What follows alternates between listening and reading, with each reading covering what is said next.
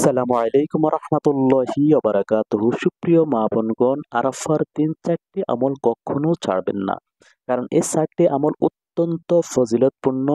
এই ৪টি আমল যদি ছাড়েন তাহলে কিন্তু আপনি পস্তাবেন। তো আরাফার দিনের ৪টি আমল কি, আমরা একটি একটি করে বর্ণনা করব, যেহেতু আরাফার দিন আর মাত্র ১ দিন বাকি। তো প্রথম যে আমলটি সেটি হচ্ছে আরাফার দিন রোজা রাখা, কারণ রাসূলুল্লাহ সাল্লাল্লাহু আলাইহি সাল্লাম আরাফার দিনের রোজা সম্পর্কে বলেছেন, আরাফাত দিনের রোজার পূর্বের ১ বছর এবং পরের ১ বছরের গুনাহ আল্লাহ রাব্বুল আলামিন ক্ষমা করে দেন। অতএব আমরা এই আরাফাত দিনের রোজাটি ছাড়বো না।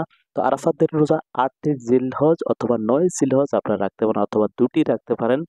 ২ নম্বর হচ্ছে এই দোয়াটি কখনো ছাড়বেন না পড়তে, লা ইলাহা ইল্লাল্লাহু ওয়াহদাহু লা শারীকা লাহু লাহুল মুলকু ওয়া লাহুল হামদু ওয়া হুয়া আলা কুল্লি শাইইন কাদির। এই দোয়াটি অত্যন্ত ফজিলতপূর্ণ দোয়া। আরাফাত দিনে এই দোয়াটি কখনো পড়তে ভুলবেন না। ৩ নম্বর হচ্ছে রোজাদারকে ইফতার করানো। যারা আরাফার দিনে রোজা রাখবে তাদেরকে ইফতার করানো অত্যন্ত মর্যাদাপূর্ণ কাজ। যদি আপনি ইফতার করান তাহলে আরাফার দিনের রোজার যে সওয়াব, যে ফজিলত, যে সওয়াব, সেই সওয়াবটি আপনি কিন্তু পেয়ে যাবেন। অতএব আরাফাত দিনে রোজাদারকে অবশ্যই যে ইফতার করাতে বলবেন না, তাহলে আপনি আরাফার রোজার যে সওয়াব সেটি আপনি পেয়ে যাচ্ছেন।